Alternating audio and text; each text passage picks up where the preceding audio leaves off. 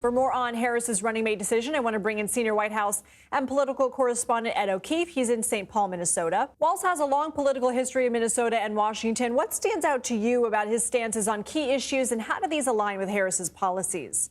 This is where the governor's been staying. He is now en route to Philadelphia for that rally later today with Vice President Harris.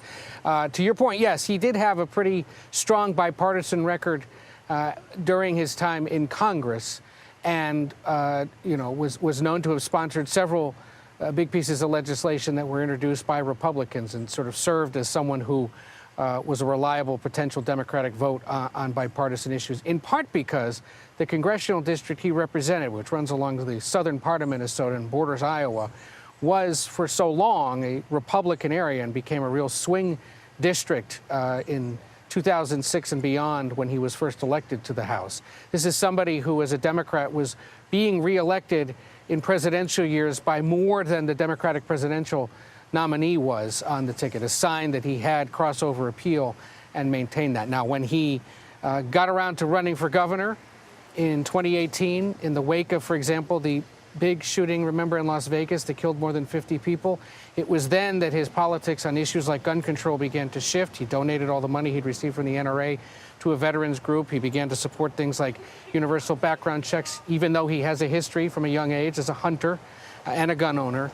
And that sort of signals the kind of shift that he began to make once he began running for governor. And as governor, with a Democratic supermajority now in the legislature, he's been able to pass a series of bills in recent years that are going to draw Republican criticism, codifying protections for abortion, protections for transgender youth, other police reforms passed in the wake of the George Floyd killing here back in 2020 that are going to be at the crux of a lot of the GOP arguments, as you were hearing J.D. Vance talk about just now. Another one is going to be the aftermath and the protests following the murder of George Floyd. Walz was governor of Minnesota during that time. Remind us his response to those events and how it was perceived.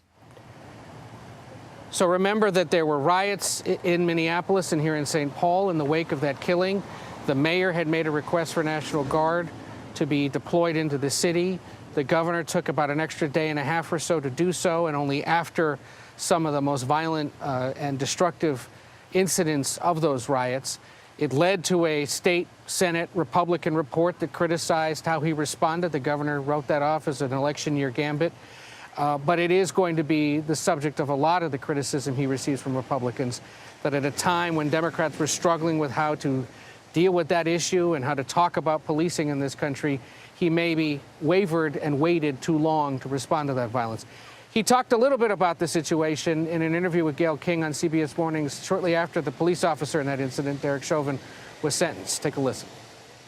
I think they're right, and I think that's the feeling that much more has to be done. And one of the things was we came together in July in the aftermath of that, and in a divided legislature, we found bipartisan. It's not a big lift to say we should ban chokeholds, but there were so many activists saying that's not good enough. You need to make sure that mental health folks are responding to these. You need to make sure that traffic stops are not reasons to arrest folks and lead to these confrontations you see. So he's referring there, Lindsay, to legislation that was passed a few months after George Floyd's death that banned chokeholds, created a team to provide mental health services for police officers, provided $3 million more in police training at a time when there was talk about defunding the police. All of it will be up for scrutiny in the coming days, weeks, and months as the campaign rolls along. Ed O'Keefe, thank you.